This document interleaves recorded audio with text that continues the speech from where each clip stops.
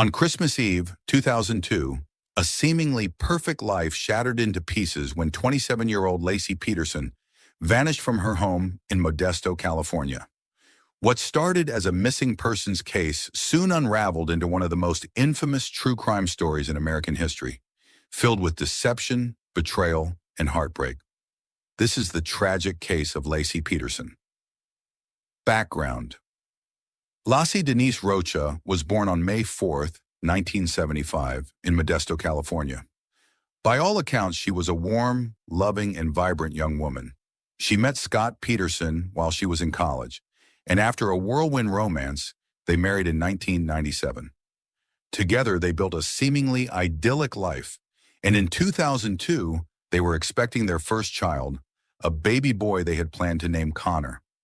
Laci was well loved by her family and friends, known for her bright smile and kindness. She had a passion for gardening and interior design, often dreaming of a beautiful future with her husband and their unborn child. Her family had no idea that beneath the surface, Scott was leading a double life. The disappearance. On the morning of December 24, 2002, Scott Peterson claimed he went fishing at the Berkeley Marina while Laci, who was 8 months pregnant, stayed home to walk their dog. Later that day, Laci was reported missing by her family after her dog was found wandering the neighborhood with its leash still attached. The search for Laci began immediately, and what followed was a nationwide media frenzy. Hundreds of volunteers joined the search, distributing flyers and conducting searches around the neighborhood and nearby parks. News outlets picked up the story quickly, and soon it became a national sensation.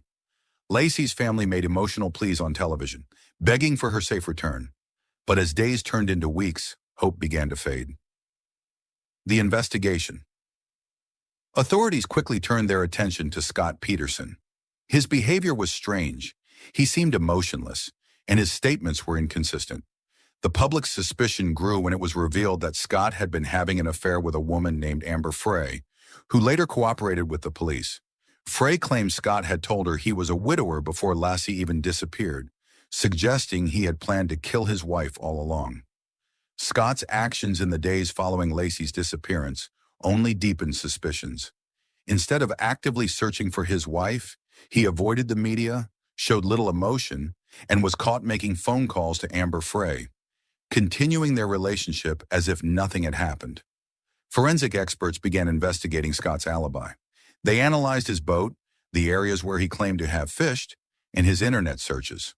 Police discovered that he had looked up tide patterns for San Francisco Bay and had made unusual purchases leading up to Laci's disappearance, including a concrete anchor, which investigators believed he used to weigh down Laci's body.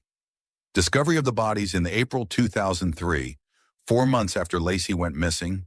The decomposed remains of Laci and her unborn son washed ashore in San Francisco Bay, near the very spot where Scott claimed to have gone fishing. The condition of the bodies was horrifying. Laci's torso was found, but many parts of her body were missing, and Connor's body was found separately. Experts suggested that Laci had been submerged in water for months, and due to the currents, her remains had eventually surfaced. The discovery was the devastating confirmation that her family had feared the most. Within days of the bodies being found, Scott was arrested.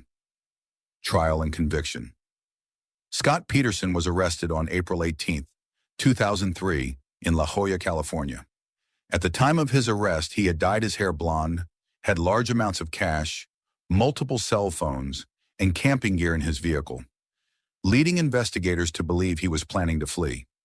His trial began in 2004 and was one of the most high-profile court cases in recent memory. Prosecutors argued that Scott killed Laci to escape fatherhood and continue his affair with Amber Frey. The defense, however, claimed there was no direct physical evidence linking Scott to the crime. Despite the lack of a smoking gun, the circumstantial evidence was overwhelming. The jury found him guilty, and in 2005, he was sentenced to death. The courtroom erupted in emotion as the verdict was read. Laci's family wept, while Scott remained stoic. Aftermath and controversy. Despite his conviction, Scott Peterson maintains his innocence, and over the years, his defense team has worked to appeal his sentence. His supporters argue that the case was influenced by media sensationalism and that the evidence was purely circumstantial. In 2020, the California Supreme Court overturned his death sentence, citing issues with jury selection, though his conviction remains intact. This sparked further debate about whether Scott received a fair trial, though the majority of legal experts believe the verdict was sound.